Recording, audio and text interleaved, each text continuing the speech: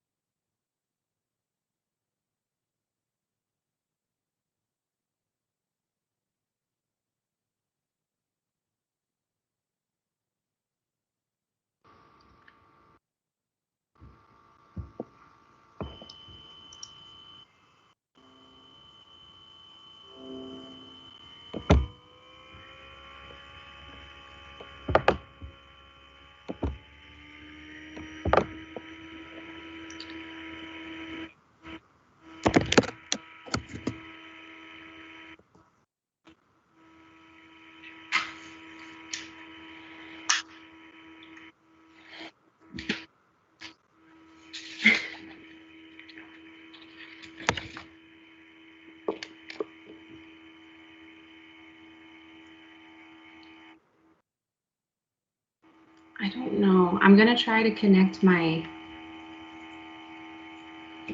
these things.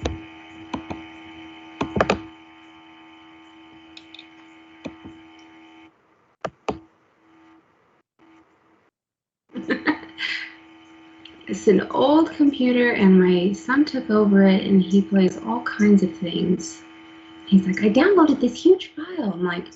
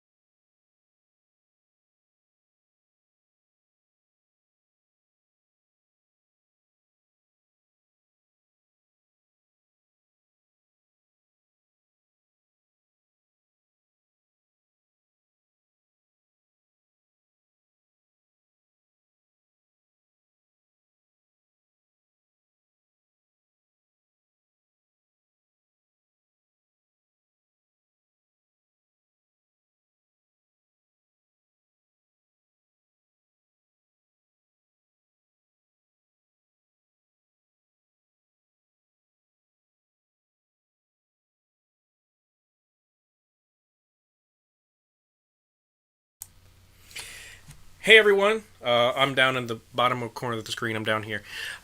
So welcome to our Q&A session, our live. Excuse me. We're excited to be here. First time we're doing this. Hopefully not the last time that we're doing this. So just to kind of go around and introduce everybody, I am Professor Michael Scanlon. I teach physics. Um, Sorry, listening to myself in the feed. I teach physics here at the university, also astronomy. In the top left hand corner, we have our dean, Dr. Fran Lemoyne. She teaches genetics and cell biology. She does some virology, right? Basically, really small stuff that can hurt you. Then moving on to the right and the middle, also with really small stuff that can hurt you, we have Dr. Cynthia Doffett, who is our parasitologist and expert in evolution. And then moving on, we have Dr. Daniel Rivera, our applied chemist, who works a lot with material science, including quantum dots and things like that. Bottom left, we have Professor Whitney Golden, who is expert in histology, human anatomy, physiology. She teaches a lot of our A&P, our anatomy and physiology classes. Then we have Dr. Lee Ma, who is microbiologist extraordinaire. And then our wonderful question asker. You know her from TikTok as Dabology. We know her as Cass. Now you know her as Cass. Thanks everybody for being here, and I'm going to turn it over to Cass to ask the questions.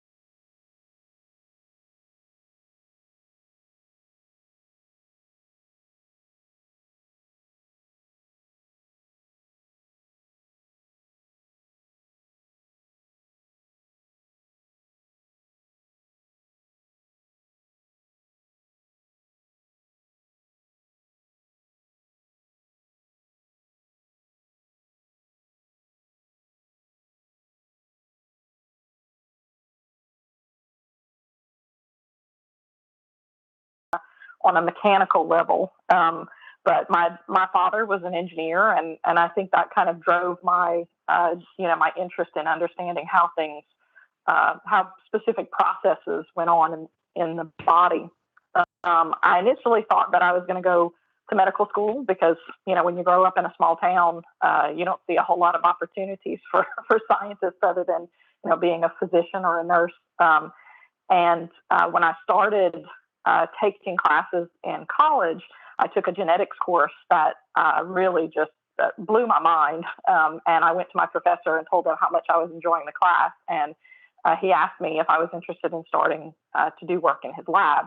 Now, what he worked on was very sort of environmental. He was studying, population genetics, which, particularly my passion. But I learned a lot of the tools and the sort of tricks of the trade. And then I moved on and worked with the bacterial geneticist, and I just sort of furthered my interest. And when I started graduate school, when I began, trying to understand more about how genetics worked, I discovered that viruses are the perfect example of how we can study all different aspects of science, from immunology to genetics to microbiology to human biology and diseases. And so I sort of fell up with that. And as I tell my students all the time, virology is just screwed up cell biology. So I developed a strong interest in how cells normally function and how viruses can exploit that.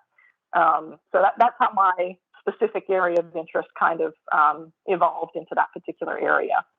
So I'll throw it to, I think Cynthia was next.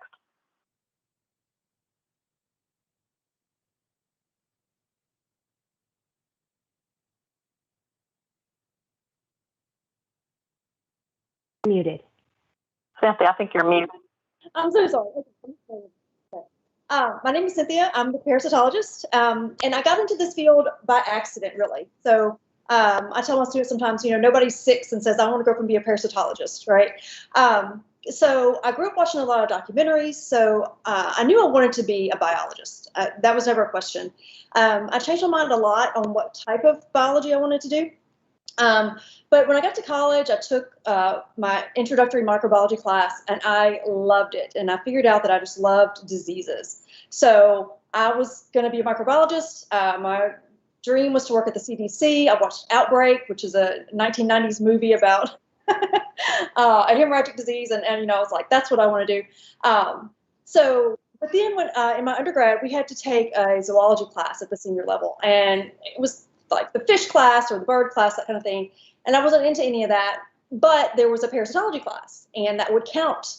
And I was like, well, some of those are microscopic and they cause disease. I'll take that class. Okay. And so I ended up really liking it, but I still was stuck on my microbiology. So I ended up not switching immediately. But then when I was doing my master's, there was a parasitologist, and I ended up doing work with her, and it just happened to be a parasite in fish. And then I went for my PhD, and I worked with another parasitologist, and it was also parasites in fish. So that's how I became a fish parasitologist. But I'm really glad now. I wouldn't change it for anything in the world. Happy accidents, because I love them. And I tell my students all the time, like, when you see a tapeworm alive wiggling around, it just grabs you and doesn't let go. So that's how I got into this.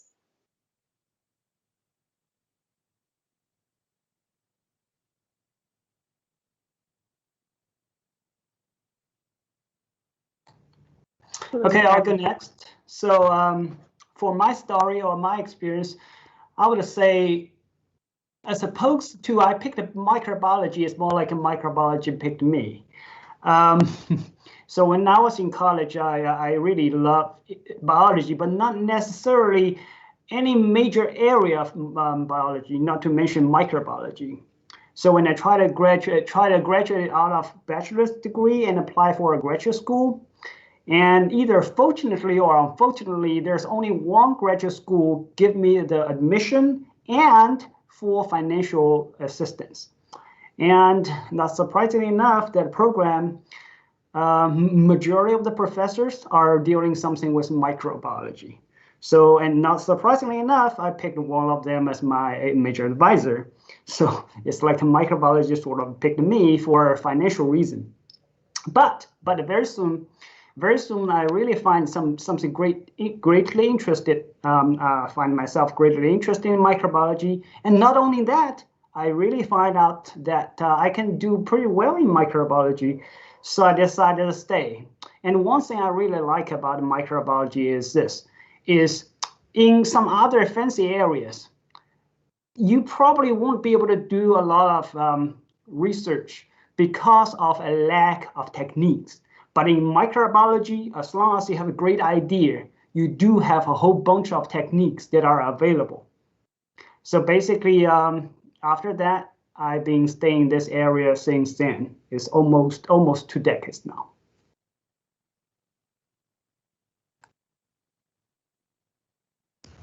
I guess I can go. So growing up, I grew up in rural Louisiana, a lot of hunting, fishing.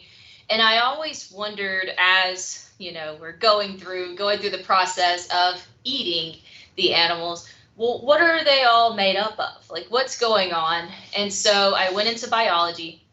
And also I learned, as being an only child, is biology is a study where you could basically be alone and get things done, which I love. But when I was in undergrad, the professor on this call, Dr. Lemoyne, was actually my genetics professor, and I loved her class. I love genetics. So my master's program, I went into molecular genetics, and I just learned about neurodegenerative diseases, how they are present in populations. But after I graduated, I moved to Boston, and in order to work in genetics, you have to have 10 years experience as soon as you graduate with a master's degree. So that was not happening.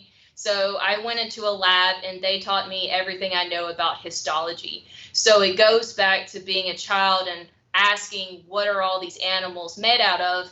Now I get to teach my students, hey, this is the heart. This is how you could tell it, histologically different from any organ throughout the body. So I've always been interested in biology. It's just now histology, I kind of found my only child inner niche to where I can sit in a room by myself all day with a microscope and be very content. So that's how I got to where I am. Okay, I guess I'm next. So I got into this field because I wanted to be an astronaut when I was a kid, and turns out that I'm afraid of heights. I later discovered, so that's kind of a deal breaker when it comes to astronauts and heights. So that kind of bummed me out a little bit. But still, I wanted to make a contribution. I was this little idealist kid. I said, you know what? I want to do something. I want to discover this new material that will help someone that isn't afraid of heights to go to space. So I actually started studying chemistry because I noticed that in every group of scientists, there's always somebody that kind of is this link between all the different disciplines. And I thought that chemists would be that link between biologists, engineers, and others. And I started doing research in all these different areas. I did research in natural products. I did research with a bunch of different advisors. And eventually, I discovered that if I did material science, I could maybe at some point develop this new battery or this new superconducting magnet or something along these lines that'll help get us to Mars or somewhere along those lines. I still think that, by the way, so I'm still kind of a nerd in that area. So that's actually how I got into material science. I ended up working my PhD. I kind of wanted to work on superconductors, but anyone that has done graduate work knows that you start working on this one thing and then you discover this new technique or material or protocol or whatever, and then you go this way and then it kind of, nope, your thesis is on this. So that's kind of what happened to me. I ended up specializing in biomedical materials instead, simply because of a happy accident, let's say. And that's pretty much how I got to here. All right, I guess that leaves me. So I'm still down in the corner, everybody. So hi. For me, I wish my story was as glamorous as everybody else here. I never wanted to be a physicist. That was not some dream goal of mine. It was something that I just kind of stumbled into. A professor that I had at one point said, a philosophy professor said, hey, if you think about causality and cause and effect, if you really look at the, the quantum level, there's no cause and effect. I'm like, wow, that's really cool. I want to study that. So I did. And then I wound up getting a master's in it so I could teach. And I started my PhD, ran out of money. Sometimes it happens. So I like to joke that I have half of a PhD. But I did gravitational wave astronomy for my master's. I was doing high energy particle physics for my PhD. And then I started teaching and fell in love with the teaching aspect of it. And ever since then, I've been pushing for more and more science education, which kind of leads to all of this. So that's, in a nutshell, how I got here.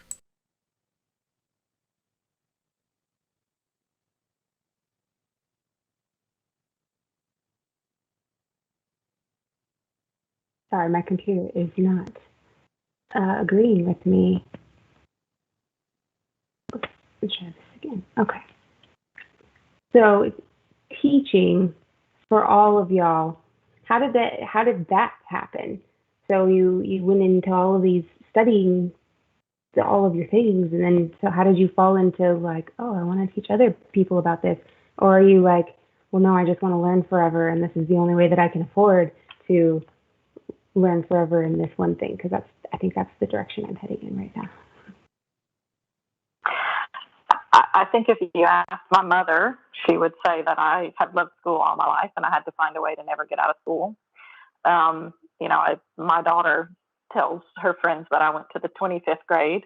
And I think that's, it's sort of indicative of what lifelong learners, strive for. But for me, I never had intentions of teaching. when I went to graduate school and even after I did a postdoctoral fellowship after I finished my PhD, and I was on track just to do research, on a very competitive level. And I realized after I had this really important publication in a major scientific journal, and I called my graduate advisor to let her know that I had gotten this huge publication in the journal Cell, and we were on the cover of the journal, and she was ecstatic, and I was just like, it wasn't what excited me anymore. And I really, when I thought about what I was excited about in the lab at that time, it was about taking on and mentoring undergraduate students or new graduate students. I enjoyed preparing for presentations at conferences, and all of that was more teaching than research. And so I took a chance on leaving that research world and applied for a teaching position. And I had zero teaching experience. I had not taught a single lecture in a single class. And fortunately, I had some amazing mentors who took a chance on me and gave me a job at Northwestern State. And I never looked back. That was in 2006.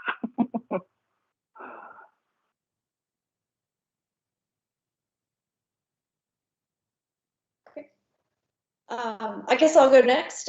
So I'm kind of like Dr. Lemoyne. I joke and tell my students that I just feel like I got to college and I liked it so much, I decided to never leave.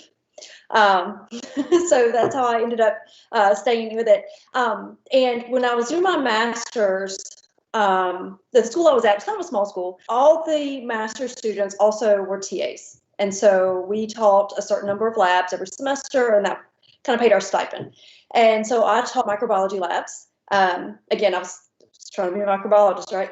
And I ended up loving it. I really enjoyed that hands-on interaction with the students because it was a lab class, and I enjoyed talking to them and watching them grow. And even to this day, my favorite moments in the classroom are what I call popcorn moments. It's kind of like when a student finally understands a concept, or they have that epiphany, and you can just see it on their face. And I live for that.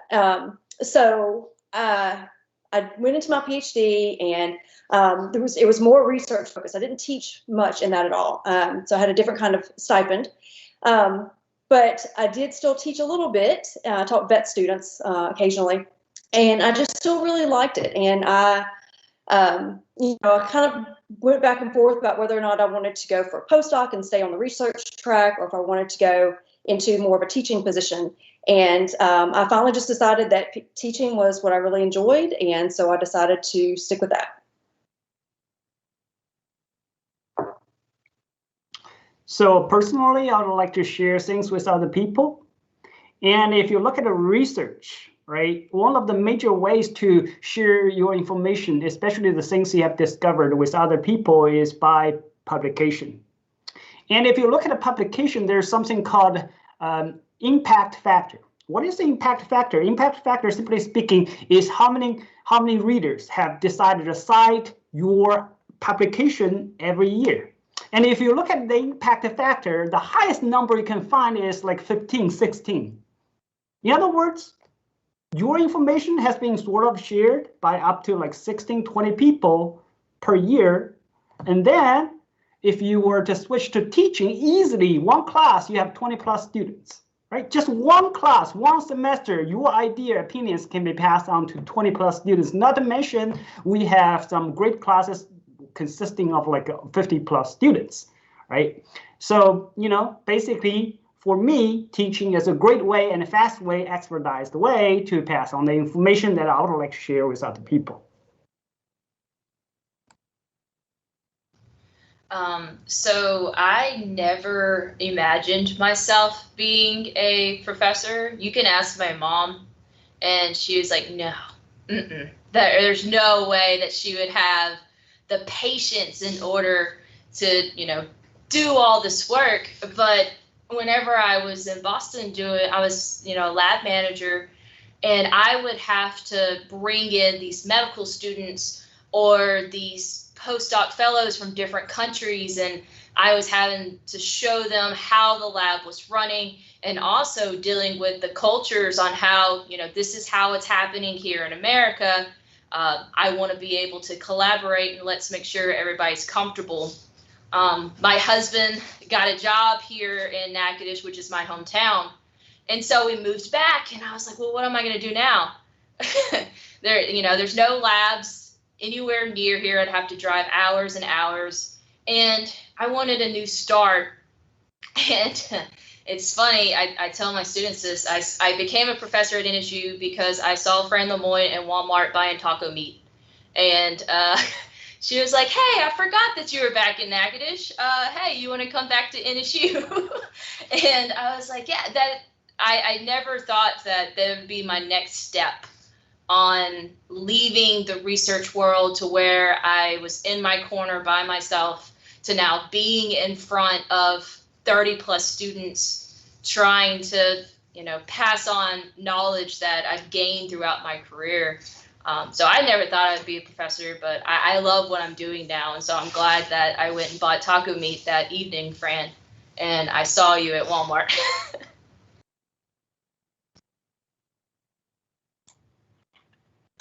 Well, in my case, I got teaching experience early on. I had an assistantship when I started my PhD for teaching general and organic chemistry, these low-level organic chemistry courses, and it came easy to me. It was relatively simple. It was very straightforward. I had a lot of we had coordinators. I had a lot of mentorship. So I think that's a big reason why it came easy to me, because we had this whole network of people helping me. But then this one time, I remember my PhD advisor, he used to teach upper level undergraduate courses. And this one day he had a meeting about something, I don't even know what it is. And he tells me, hey, you're teaching physical chemistry today, like in 15 minutes. I'm like, what? No, I'm not. He goes like, yeah, you kind of need to, the students are already there. So I go into the room and I'm like, okay, guys, what are we doing today? And they asked me like, hey, what are we learning? It was a little bit of confusion, but then they told me about this assignment that my advisor had given them, and that's what I did for the class. I broke down all of the problems. We broke them down like, hey, this problem sounds real fancy, but it's actually not. It consists of several very small steps. So I spent the next hour just breaking down all of these problems into simpler things. And turns out I really enjoyed that. I really enjoyed teaching this upper level course, breaking all of these seemingly complex problems into small, easy to solve problems instead. And that's when it hit me. This is something I could really enjoy doing for the rest of my life. I really do enjoy research, and I've never stopped doing that, and I don't see myself not doing research, but I've come to enjoy this other part where I help students go from point A to point B and show them that what seems like a really complex, unapproachable topic is in fact something much simpler once you break it down into the basics of it. So that's kind of why I got into teaching. Okay, so for me, it was an accident. I was looking for a job after I got out of, ran out of money for PhD. I got to have a job. Hey, there's an opening for a physics professor at this university. So I went in and applied. I got the job. I'm like, yeah, I'm not staying here. Well, 9 years later, I finally left to come here. So there's nothing else I want to do. Before we move on, we're getting questions from the chat. So for those of you that are just tuning in, welcome. If you see me like going over here, I got my phone with the live stream, making sure nothing goes on. I've got the Streamlabs up here watching everything. I've got the meeting right here, so I'm kind of like that. So I am watching the comments. Thank you for asking questions. One of the questions, and I'll let this one go to the first one that has anything to say on it, is how do you deal with the stigma of publish or perish that seems prominent in academia?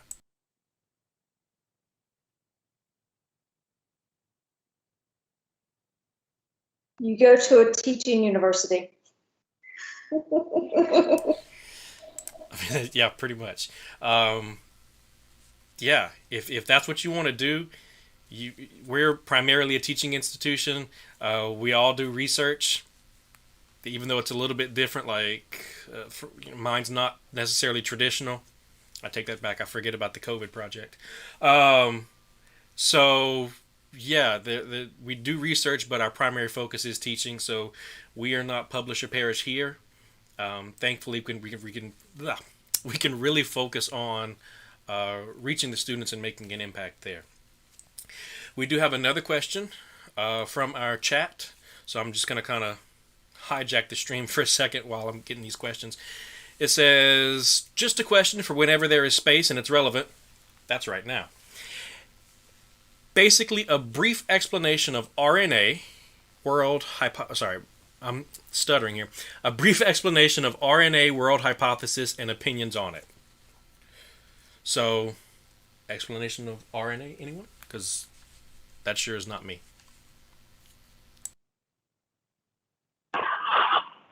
RNA world hypothesis?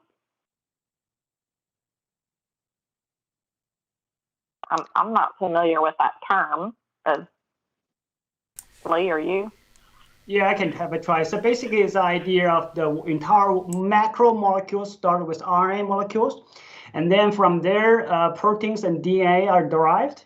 So basically, the idea is when the world is evolving at point zero, there's only exclusively RNA molecules. And RNA molecules at that time are taking over the responsibility of replication, which was the responsibility of DNA polymerase, a protein, and also was taking over the responsibility of genetic information storage, now which has been shifted over to DNA molecules. Basically, as you can see, going from RNA into DNA and into protein, it's just like the society, right? Going from simple to complex, going from one person takes care of everything into specialized role, right? It's just like a small company going from one person, that person being the gate person, opening the door, greeting people, and also being sitting in the chair, taking care of all the major businesses. Now, when the business grows, then you have manager, you have secretary, you have sales manager, you have technical manager, you have all these specialized roles. It's just like that.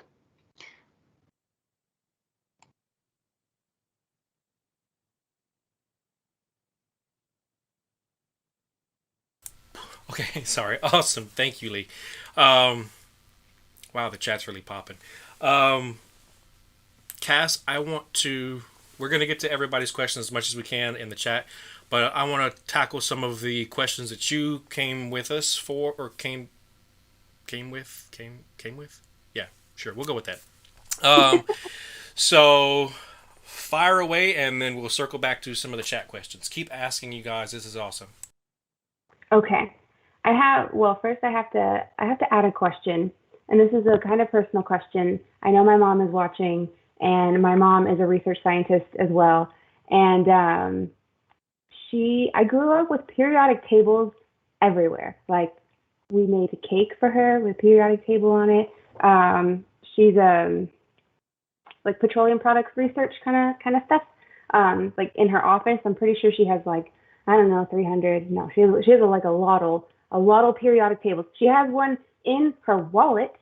So my question to all of you is do you have periodic tables anywhere that is not in your office? Do you just have like a weird periodic table? No. I used to have one in my wallet as well. Yeah. Yeah, I lost it, but I used to have one. So yeah. It's always been like, I think that's something that separates biologists from chemists. I have one in my office for when I actually need it, and we have some in several of our classrooms, but the rest of that is just for the chemist. I don't dream about that kind of stuff at night. I'm sure Danny does. Okay, so my first question, this one comes, it has a long thing. Is there a unifying set of equations that work across all sizes of reference frames? For example, quantum mechanics for the atomic level, Newtonian mechanics for our frame, relativity for astronomical magnitudes. It's always bothered me that these three science areas could not be integrated. My guess is the magnitudes are so different that for each individual area, the others become negligible? Question mark.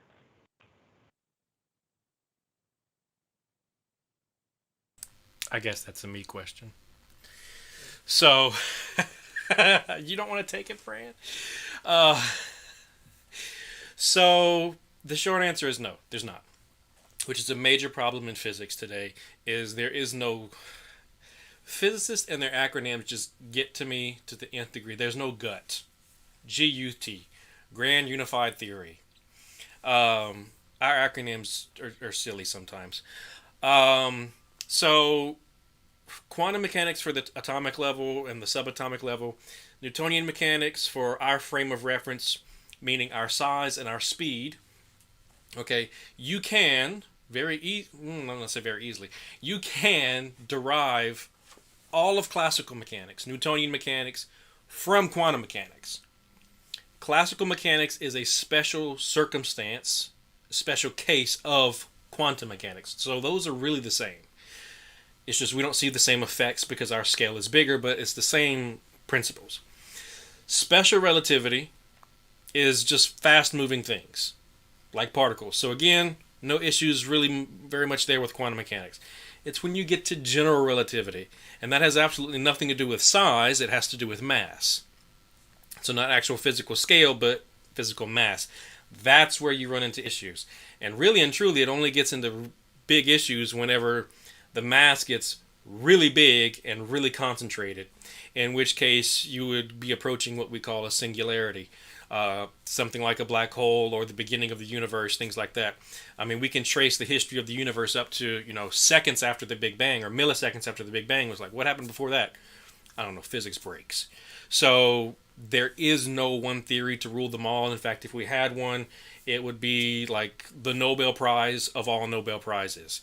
It would be a huge, huge thing. So right now, it's kind of a battle between, hey, quantum mechanics governs the really small, but relativity governs the really heavy. What happens when you have both? They don't mesh well at all. So there is no unified theory for anything at this point in time.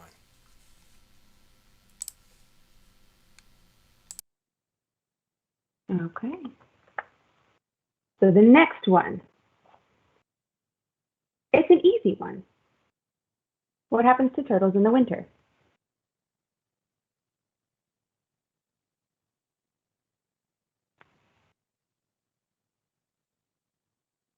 So this separates, there's multiple levels of biology, and this is a natural science question. I hibernate? I don't know. Does anybody, we're all biomedical. I think they burrow and kind of hibernate. I mean, I think you're right on that. They just wait it out till it warms up again, I think. Okay, now tell me about hibernation now. Because the way I was taught, it was that something went to sleep for a certain amount, like it ate a bunch of things that made it not poop for a long time, and then it went to sleep for a long time. But I have come to find out that that is not so much the case. So tell me about hibernation. Okay, let me just say that this is not exactly my area, all right? But they're ectotherms, right? So they don't regulate their own body temperature. So it would be a slowing of the metabolism as temperatures cool down.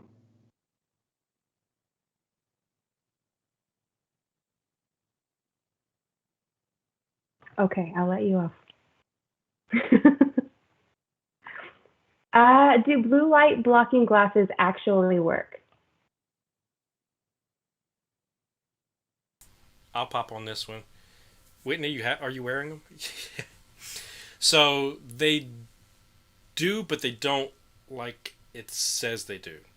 So if you look at Professor Golden's glasses, Whitney, can you look at the camera?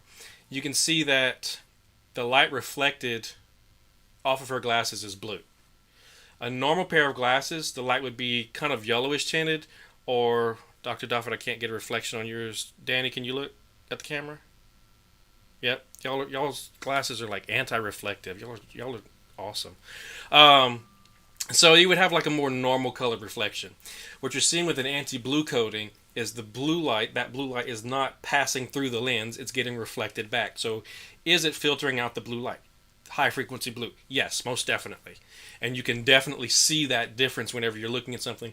I wear anti-blue glasses when I wear glasses since the pandemic hit, and I've had to mask up everywhere. I don't want the fog, so I've been using contacts.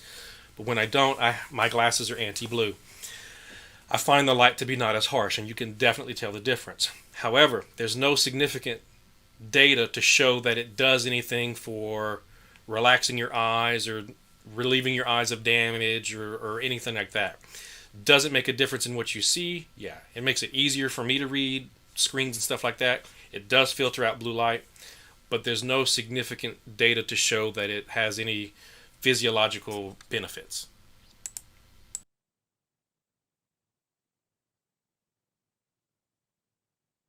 Okay, this was a fun one. And you got to stick with me. But they even said it. Y'all stick with me on this train of thought. Okay, I'm nearsighted. I can't see things far away. For reference, without the help of contacts or glasses, I wouldn't be able to read my speedometer when driving. So when I look in a mirror without contacts or glasses, I can get close enough to see my own reflection in perfect clarity, but things behind me, far away, are still blurry that are reflected in the mirror. The mirror is close enough to me that I can see myself clearly. So shouldn't a mirror just capture whatever is in front of it? And if I'm close enough, then I should be able to tell? Why? No. So this is an optics question. And the way that it works is when you're looking in a mirror in your bathroom, you're looking at a plane mirror. Not like PLAIN, but PLANE, like a geometric plane. Whenever light bounces off of something behind you and goes to the mirror, it's got to travel the distance from that object to the mirror, from the mirror to your eye. It's still separating. So light follows what we would call an inverse square distance relationship, where for every foot or every bit of distance away from the original object, your intensity of light would decrease, by the square of that distance. So what that means is the light is spreading out from its reflection. Okay, what your eye is doing is your eye is actually focusing that light on your retina. If you're nearsighted, it's focusing it in front of your retina, and so the clear image is actually inside your eyeball and you can't see it. You get the fuzzy back image. Now, a plane mirror does nothing whatsoever to focus light. So if the light's coming in kind of diffused, unfocused, it's going to hit your lens unfocused, just as if you were looking at the object, turn around looking at it.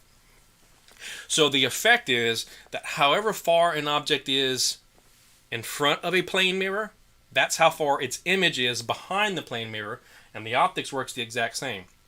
If you can't see 3 feet in front of you, and you look in a mirror this close, there's an object 3 feet back there, you're not going to see it. It does nothing whatsoever to focus, it just reflects the light that's already there. Now a curved mirror or a spherical mirror, that's a different story. It can focus light, and so you would see a different effect. So that's a little bit different, but as far as a regular bathroom plane mirror, no, it doesn't do anything to focus light, it just reflects it. I had never even thought of that, and then I went, took out my contacts, and I went into the bathroom, and I was like, mind blown. I don't like this. Of course, we had a conversation the other day on one of my, I think it was a live. It was a live. It was a live and a Zoom live, and we started talking about physics and things and how they like just kind of like, oh, they behave differently depending on how you're observing them. I was like, I don't like this game. This is not fun. That's not how life is supposed to be. It's supposed to be, it's there or it's not. And that's it. Okay. Why don't more scientists run for public office? How did we end up with government peeps who have to bribe their way to a degree?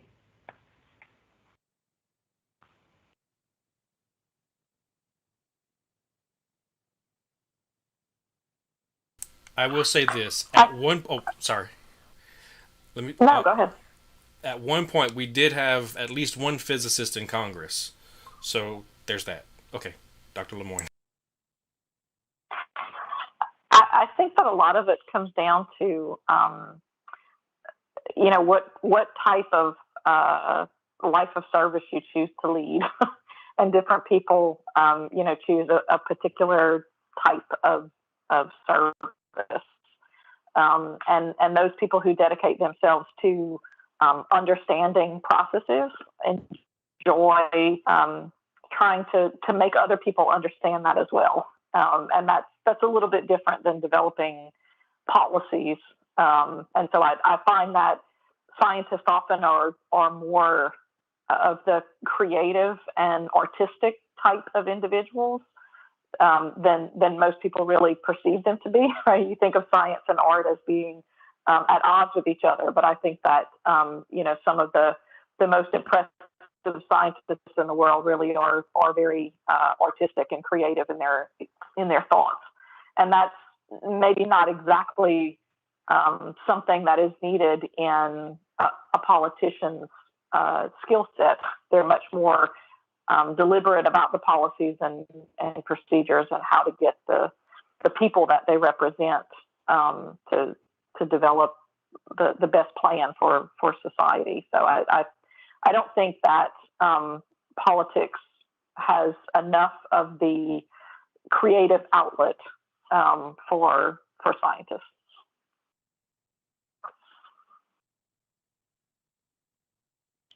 Thank you very much for that answer.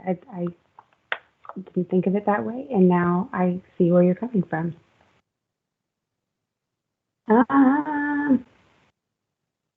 Okay, if our left and right lungs are the same size, what is the space in the right side of our chest? So our heart is here, so what's over yonder? Say I can jump on this one.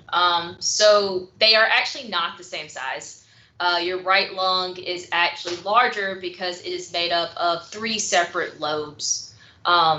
Even though it is compensated, it's pushed upward by your liver, it is still technically larger than our left lung. So the left lung is only made up of 2 lobes. And that extra space is for our heart because our heart is more situated on the left side. I always, with my nursing students, I was like, all right, we need to learn our left and our right. I stand in front of them. I'm like, you need to amputate my right arm. Which arm are you going to cut off? And they always point to their right. And I was like, you just cut off my perfectly good left arm. So we have to compensate for the area that our heart needs. So that's why they are not the same size. Technically, our right lung is larger. What do the different lobes do? Why do we have lobes? I have actually never thought of it that way. I love my students ask me these questions too, and my mind is just like, I have never really thought of that. Oh God, Cynthia, can you help me with that? You AMP too. I know, right? I never thought about it that way. We're just always taught 3 and 2. That's what I love about teaching, though, is students ask questions, and like you're asking this question, and it makes us think of things we haven't thought of before. So I love it because it actually forces us to keep learning ourselves. I don't know. I'm going to fall back on, it's kind of a cop-out answer, but I'm going to say that evolution. That's the way it evolved. It works. I think that has to do with tissue development. When you have our cells that have when our cells have a certain curvature, they're going to create a structure when they assemble together into tissues. And so I think, it goes and creates this sort of quasi-spherical lobe, and just in the natural way that it develops, it has that sort of curvature to it. So I think it's just the process of development that creates the structure. I don't think that they hold any particular physiological significance. So speaking of lobes,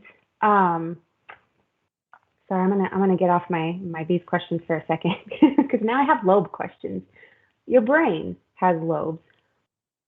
Does your brain have lobes because we as humans have like pulled it apart and said, oh, like this part does this, and we can, or are there like actual defining lines that are lobes? Yeah, no, we actually have dividing fissures and everything that separates the lobes. And it's really cool getting on my histology horse. Histologically, you can tell the difference, and also gross anatomy, just looking at the brain, you can see specific sectionings of the lobes. That's really neat. Okay. What is the ecological purpose of viruses other than population control? Well, I think that viruses are known to infect every living organism on the face of the earth, and so I think that there is, they are a very simplistic model for the function of life, even though they're not living. They're not living organisms, but I do think that they have had a tremendous impact in the molding of ecological populations, and they create their in particular environments, and then ultimately have tremendous impact as they spread to other areas. I mean, we're living that right now for the last year and a half, almost 2 years. So I think that you can't not talk about it in terms of population control, but I don't think that's the impetus for the driving force in the process. I mean, that the purpose of life from a biology standpoint is to reproduce. And even though viruses aren't living things, their ultimate goal is to reproduce and produce more of these little baby viruses that we call virions, and that's what drives their replication cycles. The byproduct of that in many organisms is death. So it does mold societies and populations in that regard. And I would like to add a little bit to that is, in addition to the population control, viruses, especially bacteriophages, have been well known to do something called horizontal gene transfer, via transduction. So in other words, you would think our genome has been stabilized for millions of years. That is actually not true, especially for microbes. Their genome is dynamic, means if you take a time machine, travel back to 100 years before, if you capture a E. coli cell and open it up, if it lets you to do that, open it up, to sequence this genome and bring it back today, you will see a lot of differences. And some of the differences may be derived or may be caused by some phage attack, and the phage may carry some other genes from some other E. coli species or some non-E. coli species and move into E. coli and be accepted by that E. coli genome and stabilized. What is a phage? Phage is a special type of virus. As a matter of fact, the phage has 3 common names. 2 of them are most preferred by phage people. One is called a phage. The second one is called a bacteriophage. The last one is being called bacteriovirus. But if you really ask a person who is researching bacteriophage, they will tell you, don't call it a bacteriovirus. We're different. We're different. We're not virologists. We're different. We're bacteriophageologists. But anyway, bacteriophage are special type of viruses that attack and only attack bacterial cells. They're not known to attack any eukaryotic cells at all.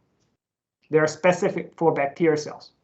In other words, they are kind of our helpers if we take advantage of it. So that kind of leads me to this question perfectly. What's the difference between a virus and a bacteria? Do viruses come from bacteria do bacteria come from viruses? Well, as to the actual origin of virus, if you look at the scientific publication, it's still under debate. There are currently 3 prevailing hypotheses.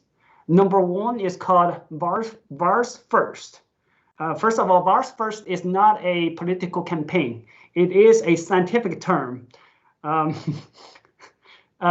It means viruses were derived before every other life form. So because of the idea was proposed because of the simplicity of the virus structure and viral organization. So basically they say we go from simple to complex, we go from small to large, right, throughout evolution. And if you look at the virus size, it's tiny, extremely small. If you look at the organization of virus, it's very simple. So it fits into this logic, going from simple to complex, small to large. But unfortunately, there's not substantial enough evidence to support this idea. Then comes another couple of equally possible ideas, hypotheses. One is called this progression model. This progression model basically tells you that some of the mobile genetic elements, by mobile genetic elements, I mean there are some DNA that don't stay in one spot within the entire genome. They like to jump around. And guess what? If you jump around, sometimes, if you let's just imagine a baby jumping around on the bed. 100 times you jump, maybe 99 times the bed can catch you, but one time you'll go sleep off the bed and cry for mama, right? So that one time is what we're talking about, possibly leading to a virus being developed. So it's called a progression model. And the last one is called a regression model. So basically it means it tells you we first have some bacterial cells, simple cellular organisms. And somehow these simple cells decided to lose their independence and go into other cells sort of to steal their nutrients and then become sort of parasites. And then gradually throughout evolution, they decided, oh, since I can take this type of nutrient from you, or I can take that type of building block from you, why should I keep my own gene to make these things? Get rid of my own gene, right? It's just like when you look at a backpack, we never ever keep an umbrella in our backpack because we know we only bring umbrella whenever we know it's going to rain tomorrow, right? So it's just like that. So a lot of genes, when these simple cells decided to lose a lot of their genes, they, according to these people, they have gradually evolved into sort of simplified into viruses. So these are sort of 3 possible hypotheses accounting for viral evolution or origin of viruses. But again, there's not one that's being widely accepted.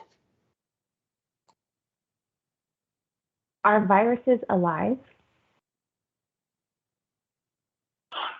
No. If you look at the specific qualities that we associate with living things, viruses cannot replicate on their own. Viruses do not, carry out their own energy production. They cannot respond to their environment. And so all of these types of these qualities that we associate with, the cell theory of life are not. We don't have any of those boxes checked by viruses. So from a biological standpoint, they are not considered living things. They cannot reproduce on their own. Cass, can we take a break for a second? I've got a slew of questions from the chat. So a couple of them I'm just going to knock out really quickly. String theory has had trouble getting it to work in 4 dimensions and finding supersymmetry. Is there still a future for it? Is quantum loop gravity any better or worse? I am extraordinarily biased in that I really hate string theory and I'm quantum loop gravity all the way. So that's going to be my answer for that. Another one was, what actually is mass? We don't know. Those are the quick and easy ones that are yeah. So one question was, if I can find it, I'm looking through the chat. It's kind of dealing with what Dr. Lemoyne just said. Could science move to a looser definition of life eventually in sort of way like a spectrum? So like you would have viruses are like less alive, prions are the least, cellular is the most life. Could you potentially define, or could we potentially define life or living as in terms of a spectrum as instead of being definite? Well, I mean, I think that's one of the beauties of science is that we're constantly changing. We take input, and that's our rule of thumb is that nothing is a fact. Everything is even when we're very, very confident in it, it only becomes a theory or a law. So I wouldn't say that we would never change our ideas of what a living thing is, but from a biology standpoint, we always consider the concept, the driving force of life is to reproduce. And for reproduction, from a living organism like a human, that's to provide a resource, an offspring that takes your genetic material to the next generation. For a cell that divides through the process of mitosis or meiosis, you're doing the same thing. You're providing your genetic material to the next generation. Because viruses are not able to do that, we don't consider them to be living things because they're not able to reproduce on their own. That's sort of our gold standard for what we consider to be living things. Could that change in the future? I mean, now we didn't think of 2 years ago, 6 months ago. Yeah, very true.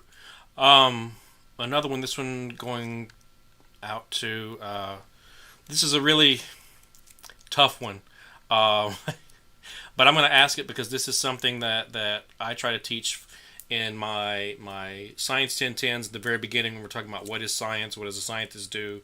I try to point out that we need more women and people of color in specialized STEM fields. And so somebody actually asked the question, why do you think it's difficult to recruit women and people of color to specialized STEM fields? And anyone that wants to chime in, feel free to take a note on that one, because I mean, yeah, we have a good panel here, but this is not standard everywhere.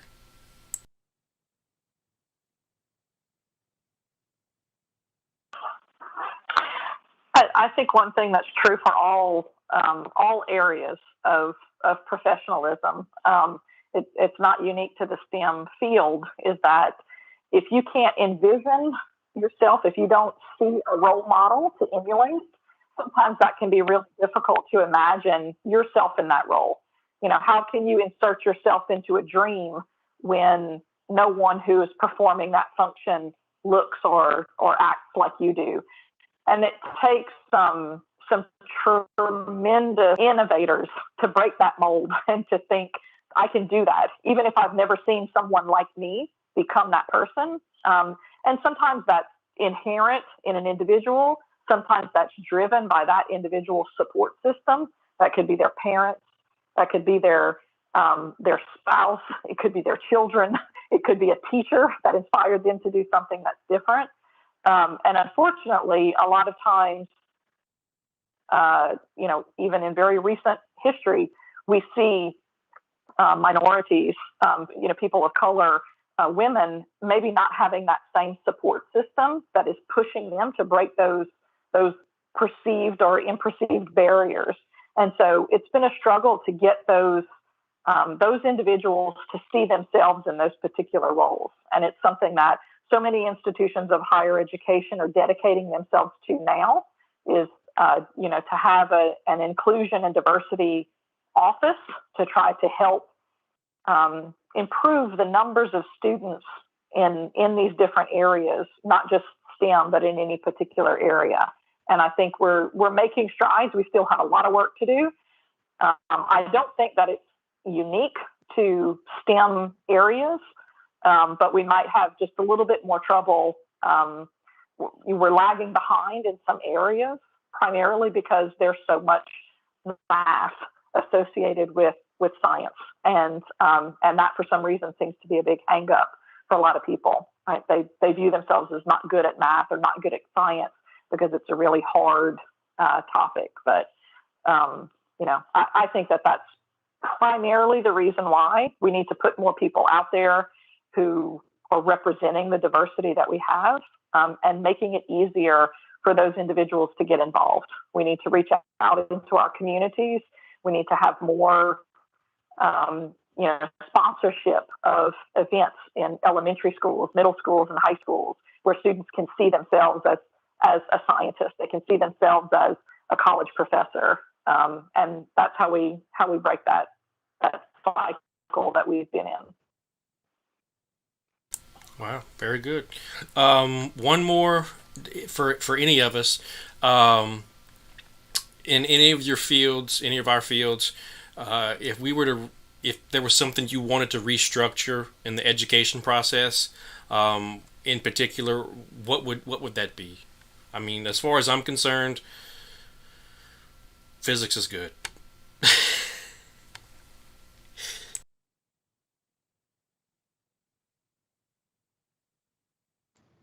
Well, in chemistry, I like how some colleges are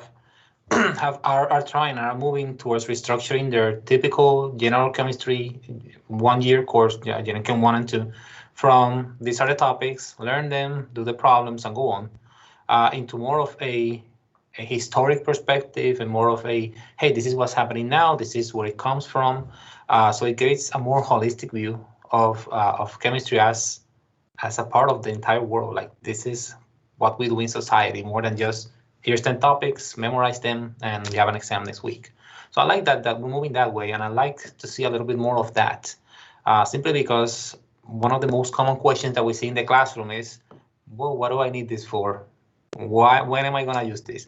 Well, these courses attempt to address those questions before they even ask them. Like, okay, this is where we're coming from, this is where we're going, this is what's happening now. This is the link between where we are and where we need to go. So this is why you're learning so-and-so topic. So I like that it's been restructured that way, and that some colleges are moving in that direction.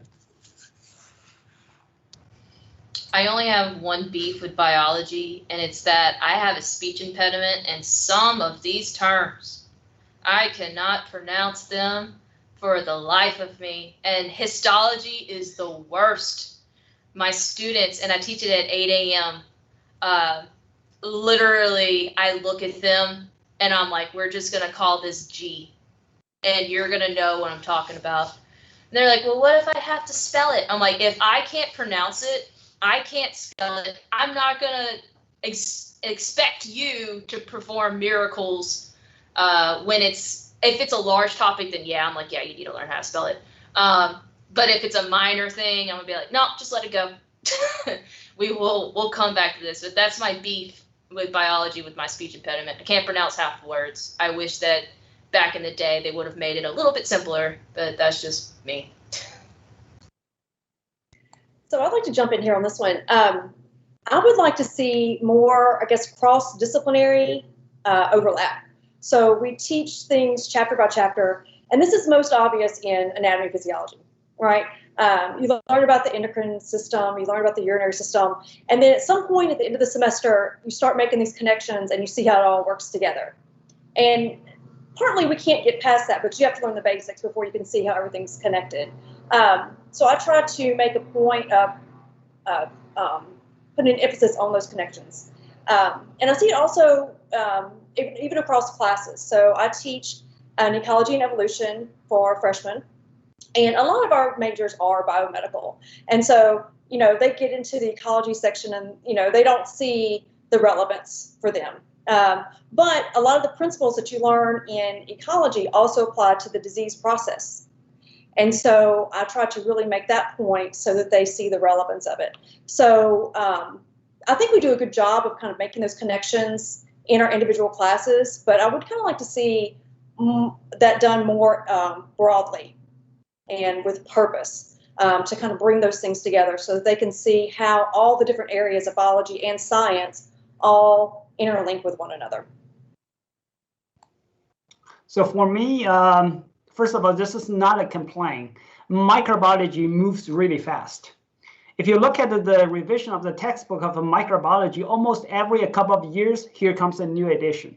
Right? This is fantastic, by the way. But the real complaint, I agree with Ms. Golden, is that it's really difficult to pronounce, especially the genus and species names.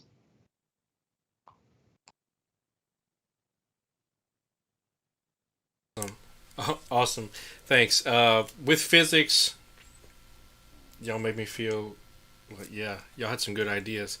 I'm like, physics has been good for 400 years. We saw it. No, the way that I teach is non-traditional to physics, and it is a new emerging form of teaching in physics, and it's much heavier on the concept. It's very concept based and not as much math based. I mean, they still have to do the math. They still have to do all the calculations, work the problems and everything. I still give them examples in video format, but I teach them the core, the concept, the root of it all, and then we apply that to the math. And that pretty much wraps up our chat questions so far. So, Cass, if you want to hop back on our list, we'll be good to go. Okie dokie. So, let's start with nanobots. Do we currently have, or are we on the verge of any practical uses for chemically engineered nanobots? Yes. So the short answer is yes. But to give you a better or a more detailed explanation, I think I have to define what is a nanobot, because we say nanobots and we think these little submarines going through the bloodstream or these many tentacles performing surgery, and that's not what a nanobot is. A nanobot is basically a molecule that either changes shape or performs or changes magnetic field based on something that we do. We apply some infrared radiation, some UV radiation, we place a magnet on it, and in that sense, then we have a ton of nanobots. One of the biggest areas that have taken advantage of nanobots is in drug delivery. So we have these small polymers. They form kind of like a sphere, and then inside you place whatever you want, like a certain pharmaceutical compound, for instance, certain medicine, and that travels to a place in the body where you need it to be. And then the molecule itself, you design it so that when you apply, let's say, infrared radiation, then the molecule shifts shape. Either it kind of opens up a little bit, that's all it does, but that in itself makes it a nanobot. And when it does that, then it releases the compound. We also have a bunch of biosensing technology, which same thing, you apply a certain form of energy, either UV radiation, visible, IR, something along these lines, and they just change the shape. The molecule can be kind of like shaped like this, and when you apply the light, then it just does this. But that's enough for it to change color or change function. And since we are kind of giving it instructions, like you're doing this after I apply a certain wavelength, then that's what we consider a nanobot. So yeah, we actually do have a bunch of technologies in nanobot-based technologies. Is that being used? Could it be used in like radiation therapy for like cancer and stuff? Yes. So the way so there's multiple research groups working on this, but one of the most promising approaches is that you would have a small macromolecule. Well, that's kind of a contradiction there, but you will have a macromolecule, just like the drug delivery example that I had that I mentioned before, with the active compound inside, and then you would functionalize it. In other words, you would attach kind of like an anchor system, but a very special anchor that identifies a unique property of a cancer cell, a biomarker of the cancer cell. So it travels through the body until it meets that cancer cell, that property that you said that would attach to that anchor. And once it anchors, you apply either IR radiation, a magnetic field, something along these lines, and it releases. So in that sense, it is targeted and it is promising. One of the main limitations that we have so far is getting that signal, that light into the body, because IR radiation doesn't penetrate too much into, doesn't penetrate deep into the skin. So it's more promising towards cancers or other illnesses that occur topically. in the skin, rather than inside of an organ or something along these lines. And if we go a different wavelength, let's say UV, then we're kind of causing cancer by applying that wavelength. So it will be a self-defeating in that sense. So that will be the main limitation at this point. But it is a promising development, a promising application, and it is being developed. So I don't see why in the near future we can't have that type of therapy. That's really neat. And I would just add with that, this is sort of like the benefits of using an mRNA vaccine is that once you've developed that technology, you can then very readily adapt those biomarkers to find other types of cancers. So once you develop a system, it's a lot easier to, take this particular type of breast cancer and then modify that treatment so that now it recognizes a different type of breast cancer or possibly a type of lung cancer. So we're at a very exciting time right now with the development of these much safer mechanisms of delivery, and that allows us to then go through a much more rapid process of adaptation, and lets us expand those treatment opportunities to other types of diseases and disorders. So do you think now that we are using an mRNA vaccine out in the world and not just in these little, I say little, but in testing situations, now that it's we're using it, do you think that things are going to start moving faster? That we're going to see a lot of developments?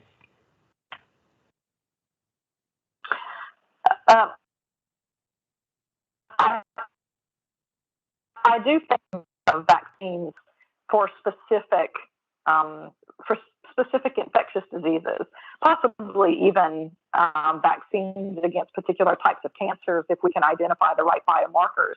The problem is that to use an mRNA vaccine to target a particular virus, the markers on the outside of a virus or the markers on the outside of a virally infected cell have to be stable to the point that they don't mutate or modify very rapidly. And that means that certain types of viruses like HIV, which has a very rapid process of mutation, and the proteins on the surface of that virus change very readily, it's very difficult for us to create and predict all of the different types and forms that those external structures on the virus might take on through this process of hypermutation. And so there are some viruses and bacteria, just by the nature of their genetic instability and their structural instability, that it makes it very difficult to produce an effective vaccine. You can make a vaccine against anything, but it's not always going to be effective, and it's going to depend on how rapidly that particular pathogen mutates. If it mutates quickly and the structure on the outside of the virus changes, it's very difficult to create a vaccine that's going to be reliable long term. The benefits of the coronavirus that we're dealing with right now that causes COVID-19 is that the external structures are stable and they don't seem to be mutating very readily. So the vaccination process is allowing for the production of antibodies that are able to recognize the virus over, so there are some viruses, some bacteria that we would be able to produce vaccines for very readily, but there are still some that will be much more difficult, and messenger RNA vaccines are not going to necessarily be the direct answer to that.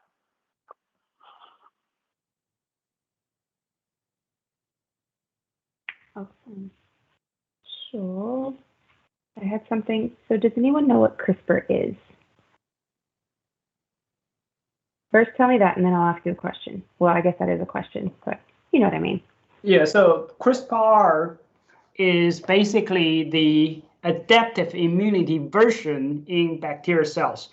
Before that, people, it's kind of interesting. Some people don't really look at bacterial cells as organisms like us. Well, it makes sense because they are simple, right? They don't really have a lot of fancy functions we do. But and especially in terms of immunity. If you look at the our human beings, we have two powerful different mechanisms in immunity. One is called innate immunity. The other is called adaptive immunity. So simply speaking, innate immunity is general, it's there all the time. It doesn't need to be activated, whereas adaptive immunity has to be activated, but it's rather specific and takes time. And then before the discovery of CRISPR, all people will say bacterial cells only have innate immunity. And then after discovery of the CRISPR, people realize that's not the case. CRISPR is the sort of the prototype version of the adaptive immunity that you can see existing in bacterial cells. Simply speaking, when the bacterial cell is under attack by a bacteriophage, previously I said bacteriophage only hunt and kill bacterial cells, nothing else. So as you can totally imagine, if something is actively going after you, you are scared, right? You'd better come up with some mechanisms throughout evolution to protect yourself. And CRISPR is one of such mechanisms. And when a bacterial cell is under attack by a bacteriophage, sometimes, very, very occasionally, it can survive, right? It can survive. When it survives, it can grab a piece of the phage genetic materials and store the genetic materials into and onto its own genome and becoming part of it. It's a memory. It's a memory process. And then, not only that, but also it can have a sort of memorization process where when the same bacterial cell or its offspring who inherited the same genetic materials is under attack by the same type of bacteriophage, then it's worry-free for these bacterial cells because they can launch this defense mechanism efficiently and quickly to cleave these bacteriophage genetic materials. Once the bacteriophage genetic materials is cleaved, it's useless. So bacteria alive, saved. So that's the CRISPR. So how far away do you think we are from using CRISPR from treating genetic diseases? Well, there are two things that I want to say here. Number one is from a technical standpoint of view. From a technical standpoint of view, I would say CRISPR is almost 90% ready for being used in clinics. That 10% goes where? That 10% goes to the mechanism. So CRISPR does this. We have double-strand DNA molecules. When the CRISPR is introduced, it'll introduce a cut at both strands. So both strands will be broken, and then we rely on the DNA repair mechanism inside of the host to make that introduce the change. So that was the basis of the technique. And as you can totally imagine, although 90% of the times the host repair system is very reliable, but in very few cases, the host repair mechanism will mess up with things, and therefore it will lower the efficiency of CRISPR-mediated genetic information change. So that's the technical. From the technical point of view, yes, we're ready, but still there's a concern. There's a technical concern, not 100% efficient. But the second one is not coming from the technical. It's coming from the ethical point of view, right? Especially when we are using the CRISPR technique, right? If you want to cure a gene, what is the best target to use to cure for a gene? Embryos, right? And then here comes that ethical question: should you do that? Should you do that? If you Google embryonic editing, is that illegal or illegal in the United States? You will be surprised. First of all, there's no law in this country banning the use of genetic editing techniques in embryos. But at the same time, it will also tell you FDA will not support financially to the use of genetic editing in embryos, especially using CRISPR. So that's the two factors. Technically, yes, 90% ready, but ethically, probably not.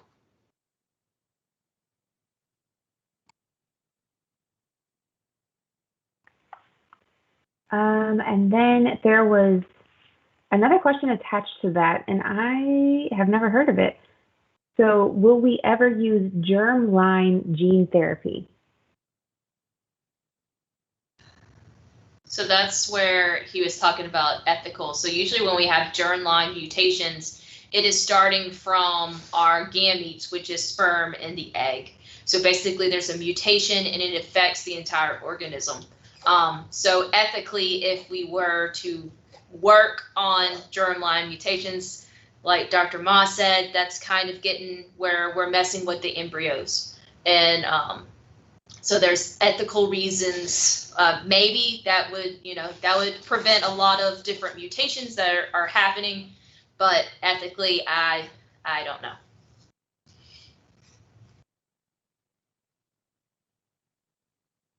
Okie dokie. Well, what is a prion, and what is a prion-related disease? And do we know of or think that there will be any cure for them?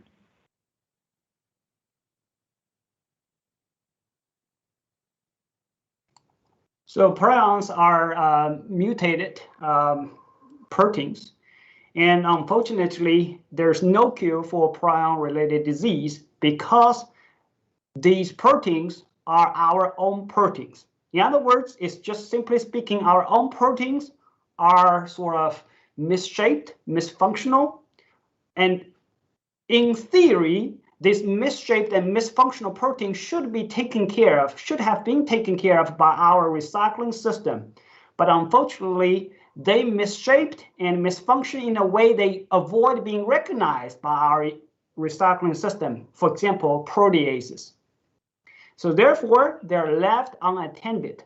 When a lot of them are left attended, then it's aggregating, right? And then probably problem is getting worse. Unfortunately, currently, there's no cure for it.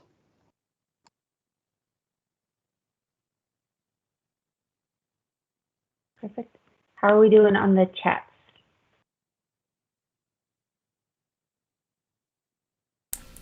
Chat's pretty good. I'm tackling physics questions as they come in. Someone asked if anyone could explain why the mRNA vaccine is more effective than the traditional spike-containing vaccines. And Dr. Lemoyne said she had something come up, so she had to kind of like pop off. So that's why she's no longer here. Does anybody know or want to take why mRNA, I lost the question, are more effective than traditional spike-containing vaccines? I can give it a try. So messenger RNA vaccine, if you look at the central dogma, right? Central dogma goes from DNA to RNA and to proteins. Comparing to DNA vaccine, messenger RNA vaccine cut off one step, right? You don't have to go from DNA to messenger RNA. Saves one step, saves a lot of energy and all that efficiency. That's sort of mRNA vaccine comparing to DNA-based vaccine. And then you might be wondering, what about protein-based vaccine? Well, for protein-based vaccine, my understanding is that protein's half-life is pretty long in cells comparing to messenger RNA molecules.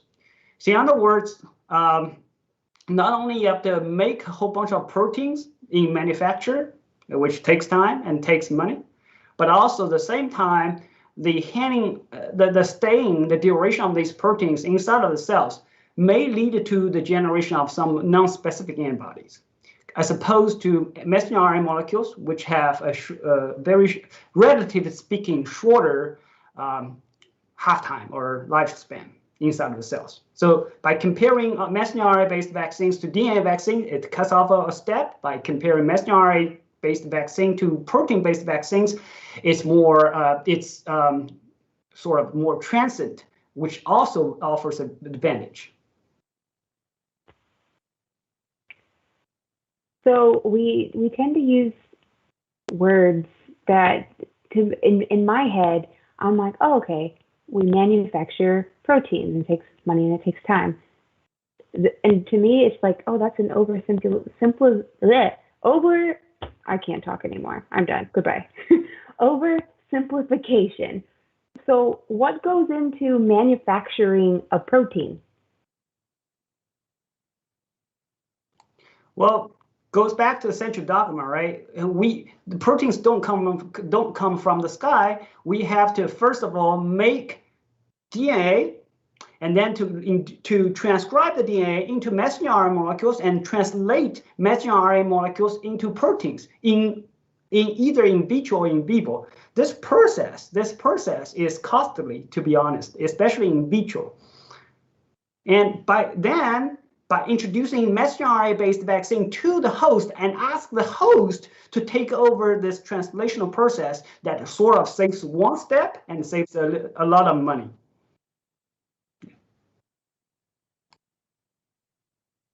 I think that is absolutely fascinating. One day, just like, I don't know if it airs anymore. There used to be the show called How Stuff Works, and they would like go into factories and you just like watch things build things or watch humans build things. But it was the coolest thing. So one day I'm going to look up how all of these things work. There was something that I wanted to know. I want to know all these things. Is it known or just speculated that viral infections can cause autoimmune disorders?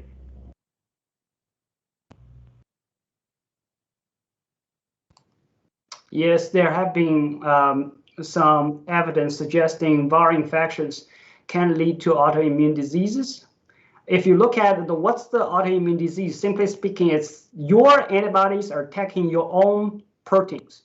And then and how do antibodies recognize proteins? They recognize by shape, mostly. And if the viral protein happen to have the similar or even the same shape and structure as your host proteins, then boom, there you might induce or trigger autoimmune disease.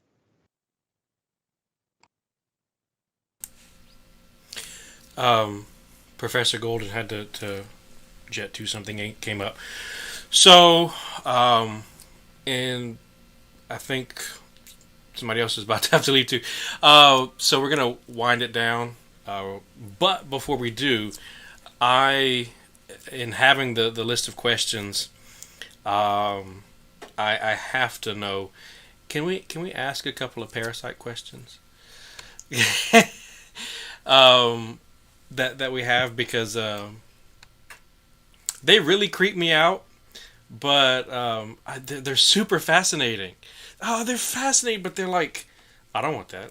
I don't want to go around that. So, can we pick a couple of the parasite questions to round us out for the night, please? That's actually, you know what? This is a good idea. It's a good thing that we are winding down. That is actually exactly where I was going. Okay. Are there parasites that can be mutually beneficial?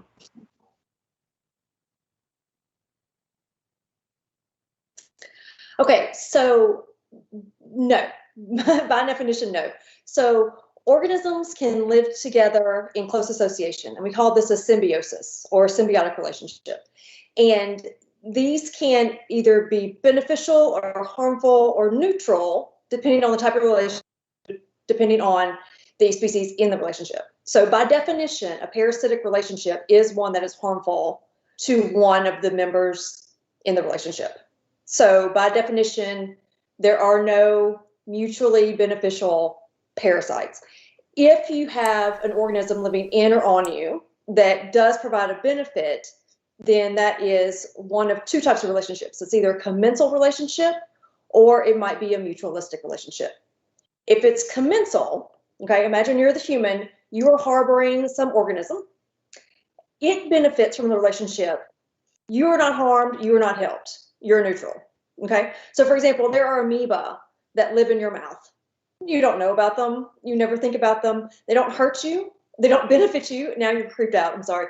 But there's no, but they benefit from the relationship because they have a nice environment, they're protected, they have a food source, all those types of things, okay? So they would be considered a commensal organism. And then a mutualistic relationship would be something where both members are going to benefit. And so we don't see that really with any type of parasitic relationship. One of the most well-known examples of a mutualistic relationship would be that between termites and the protozoa that live in their intestines, right? So we know that termites eat wood, yes, and wood is made up of a sugar called cellulose. And to break that down, to digest that, you have to have an enzyme called cellulase. I don't make that. You don't make that. The termites don't make that. But the protozoas that live inside their guts do. So that's a mutualistic relationship. The protozoans are benefiting because the termites delivering to them food. And the termite benefits from that because the protozoans take that food and they go ahead and digest it for the termite. So they're both benefiting from that relationship. Okay. Parasitic relationships are different from all of that because the host, one of the members of the relationship, must be harmed. Now, sometimes that harm is really great and life-threatening. Sometimes you don't even notice it. But there is still some harm by definition in a parasitic relationship. Real quick before you move on to the next question or explanation. So by your definition, pregnancy is, it's a parasite. Oh boy. You don't have to answer that. But we called our kids parasites. I still call them parasites. Okay, mine can probably overhear me right now, so I'm not gonna get too much for that. But yeah, I made that joke, right? And so yes and no, right? I guess it depends on whether or not you feel like you're benefiting from the relationship as the one growing the other organism. So yeah, but there are some similarities in that parasites can often tamp down the immune response so that the immune system is weaker against the parasite, and that happens in pregnancy as well. So there are some parallels, but yeah, people will argue that either way. Some will say that the fetus is a parasite, and some will say it's not. So good one though. So that last thing you said kind of it correlates to this other thing that I had. So fluke worms, some flukes, they can dampen down the human response, and so I guess so bodies don't notice them and they don't attack them. Yes. But also in some places where flukes are they're pretty running rampant, autoimmune disorders are lower. Yes. So, but that's not really a benefit, but also it is. So then what kind of relationship is that?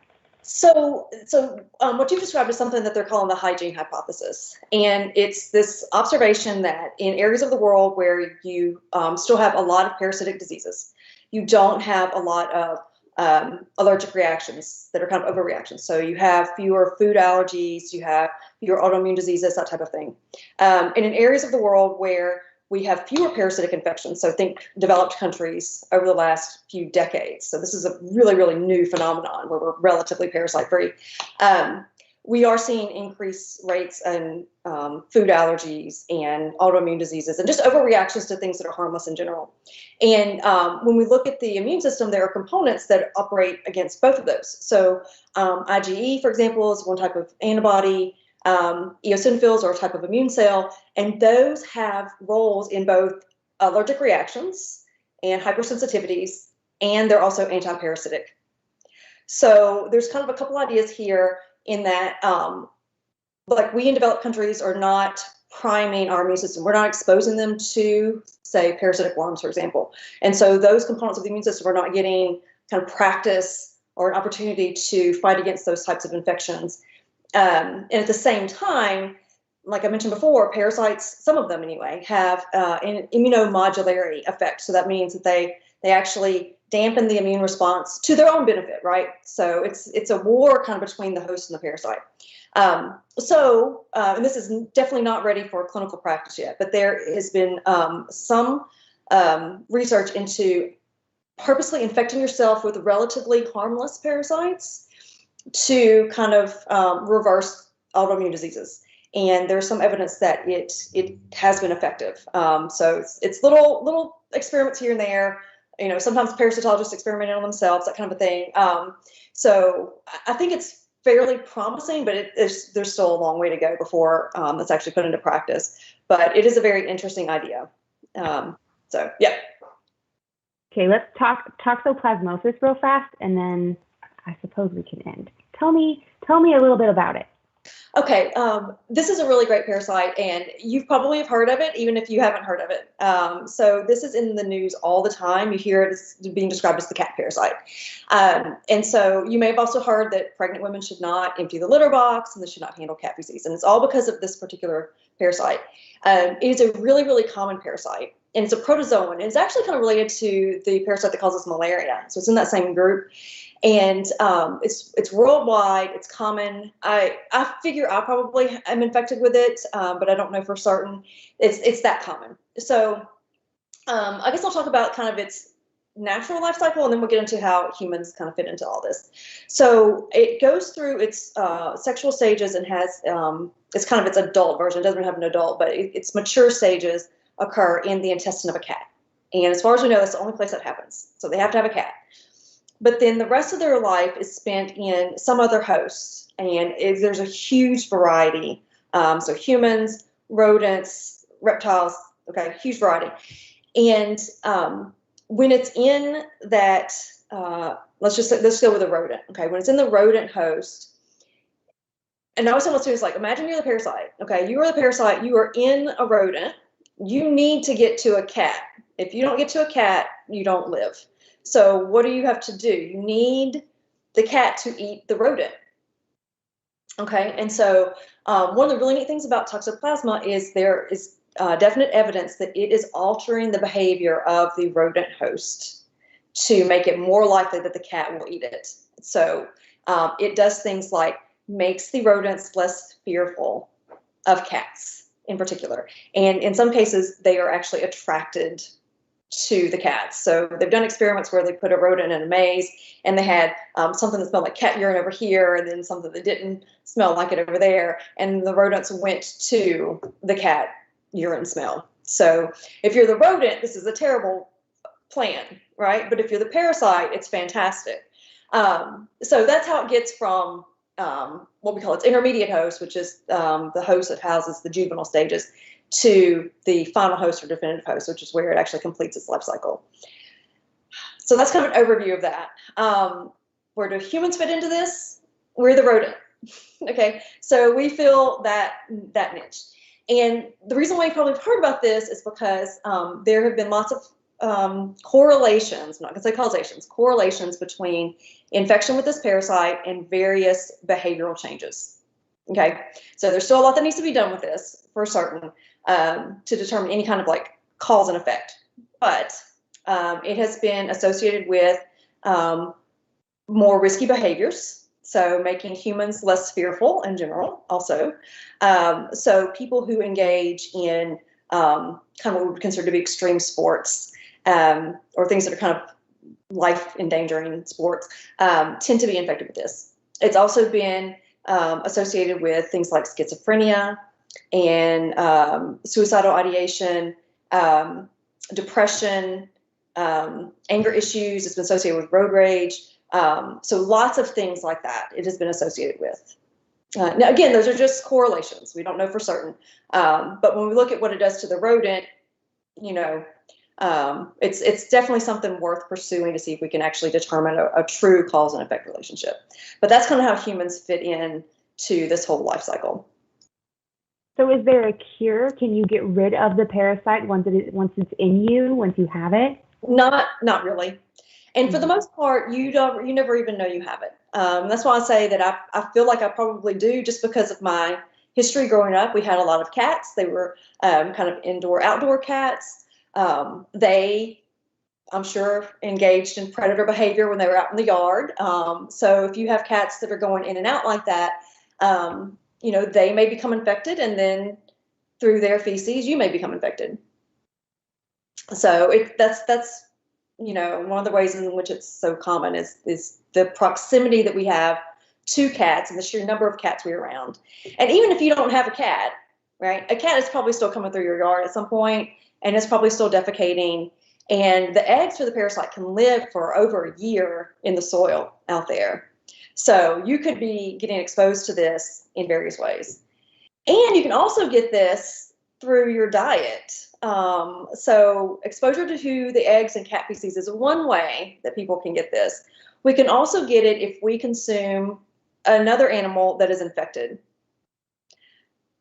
So if you consume raw meat of certain types, you can get infected with this as well. So it has multiple ways of getting into the human host. That's, again, one of the reasons why it's so successful of a parasite. But what we're really concerned is the effects it has on a developing fetus. So if you get this as an adult or even as a child, you're probably not going to have too much to worry about. But if a pregnant woman were to pass this on to the developing fetus, then you can potentially have birth defects from that. Yeah, the way I learned about it was actually in one of my classes to become an interpreter. It can cause deafness. So. Okay. Yeah. Yeah. I was like, oh. Yeah. But now that I know that we're the rat and I have an uber addiction to cats, I think maybe. Yeah. Oh, that's another thing too. I read one time also that it so musky perfumes and colognes used to be made with cat urine. I think they do it artificially now. The chemist might be able to speak to this. But yeah, that's another reason why I think I may have had it. I really like that kind of scent.